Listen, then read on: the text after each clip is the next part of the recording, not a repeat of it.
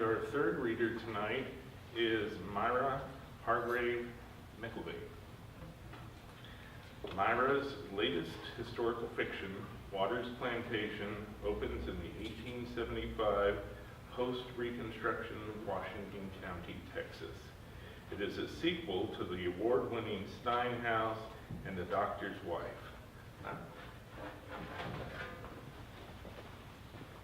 Thank you all for coming. I really do appreciate it. Glad to see you. This book, as he said, is a sequel. And you don't have to read the other books. They stand alone, so I'm not trying to say that to you. This is set in a plantation called Waters Plantation. And the protagonist, Al Waters, is a man that was introduced in The Doctor's Wife 25 years before this. And you find this out in the book. He was a man who inherited his family's townhouse in New Orleans, French Quarter, in the 1840s.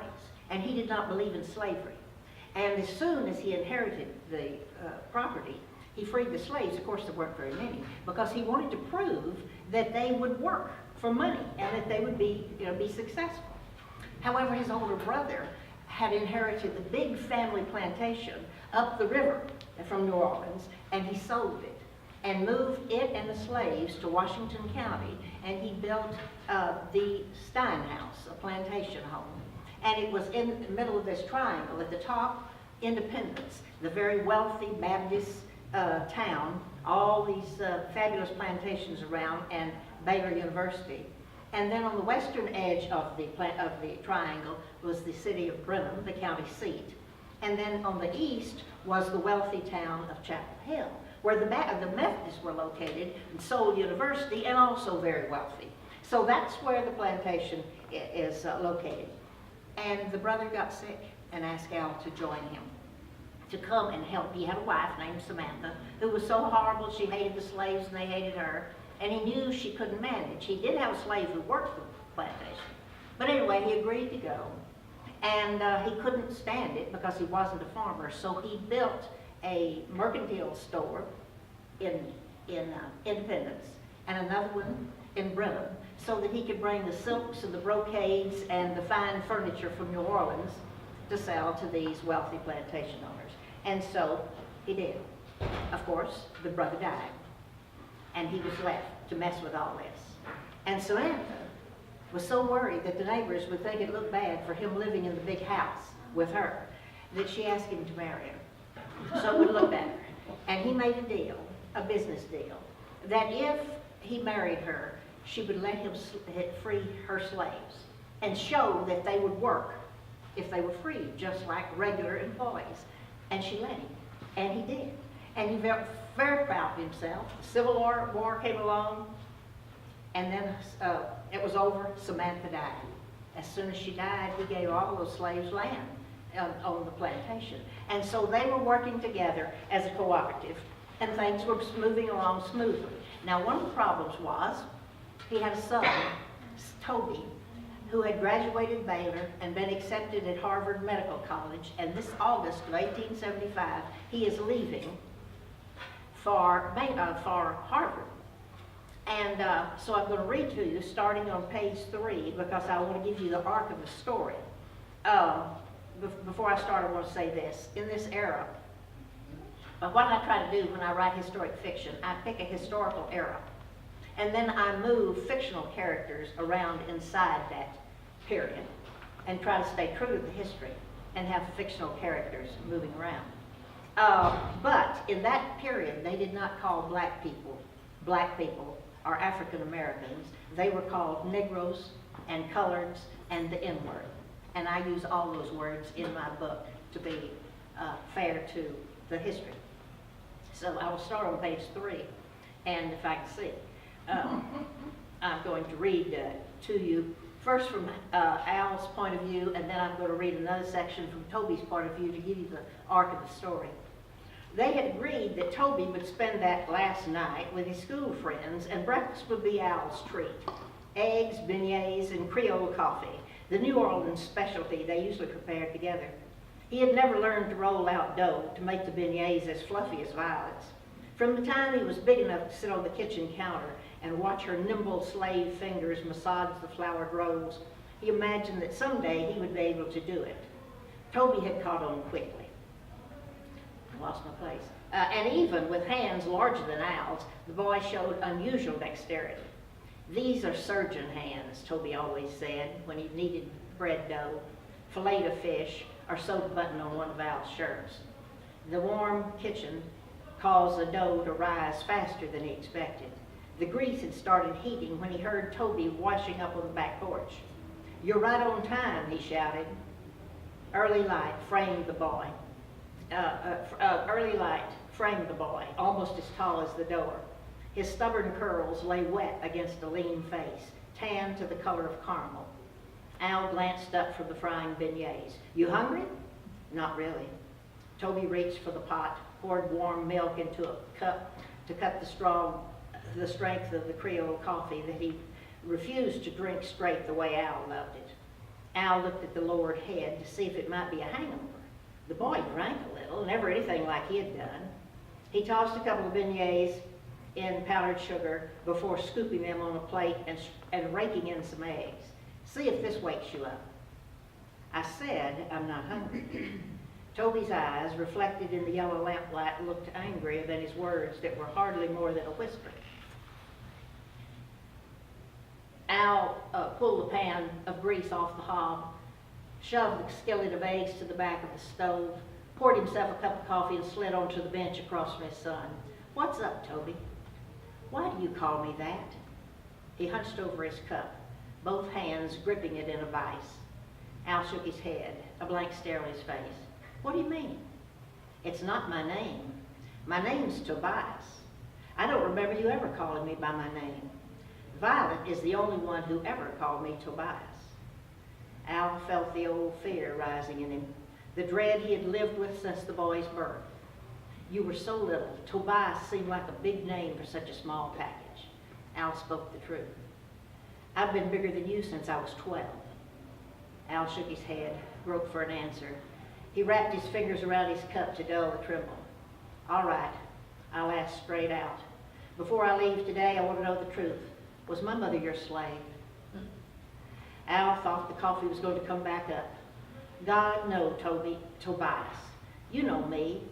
The words hung in his craw, the implied innocence, the image of a man of principles. "What I know for sure is you always preach. You always warn me about having strong seeds, how I've got to respect the ladies. What about you?" The cottonwoods fell through the new sun, sending slits of light, shining threads of dancing dust particles on Tobias' clenching jaw. "You never speak of my mother. Until the day she died, Miss Samantha never claimed me as her nephew. She didn't even claim you as her husband. She stayed across the road in the big house and glared down at me from her bedroom window. I'll say it plain. Am I a nigger, like Gerald Packerman said last night?" So now this is from Toby's point of view. Last night was supposed to be a farewell event for all the men in his class. He was the only one going so far away, and he planned to ask Patricia Suttleberry to write to him. If she agreed, he intended to kiss her.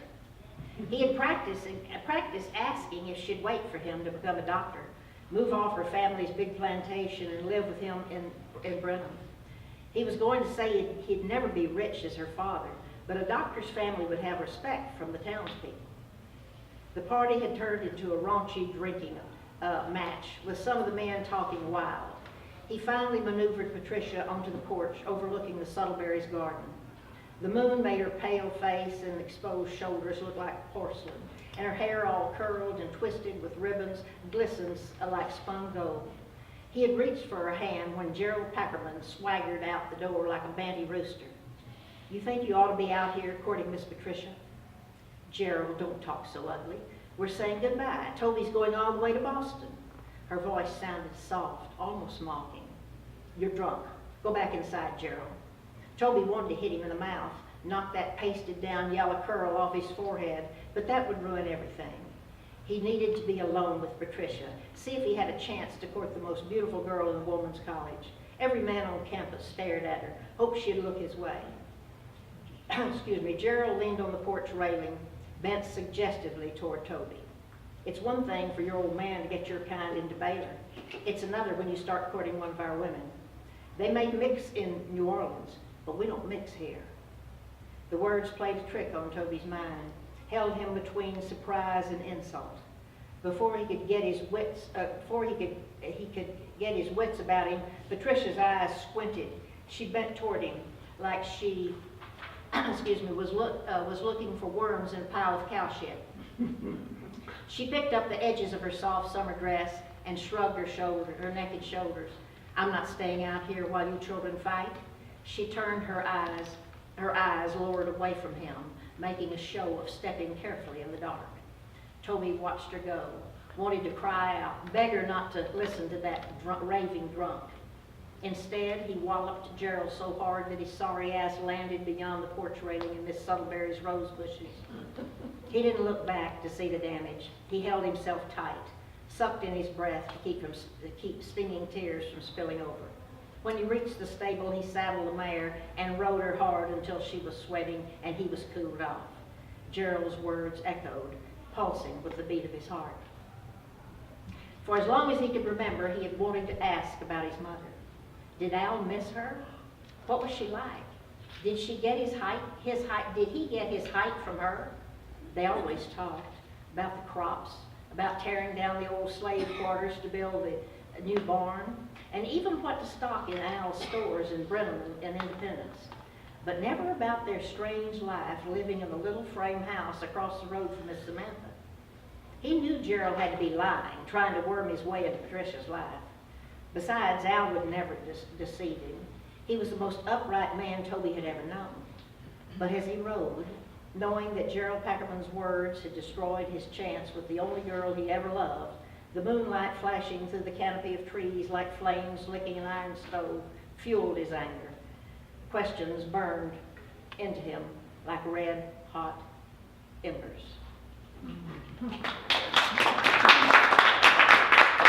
So this story is set in this plantation home, and as I was doing my research, it was just serendipitous that I found some research that was done on Washington County about it being a unique county in Texas for the number of slaves and the ability that they had to achieve things, recognize their own ability to elect people for office and to educate their children, more different from the other counties. For some reason, the Freedmen's Bureau and then another group that was called the Union League helped these people, and it was unusual the way they survived when the other black people in other counties began to give up and go back to work for the plantation owners. Some of them, the only way they could get by, of course, was to join the military. That was one way that they made a living. So I used the life on the plantation where these colored men had organized, and it was men, you know, they did all the stuff, organized a cooperative and worked together. And I used that to tell this story of this man and his son, and the people then from the other books I have finally joined in. It's not just these people, but that's what I did to tell this story, and that's all I'll say about it. All right, thank you.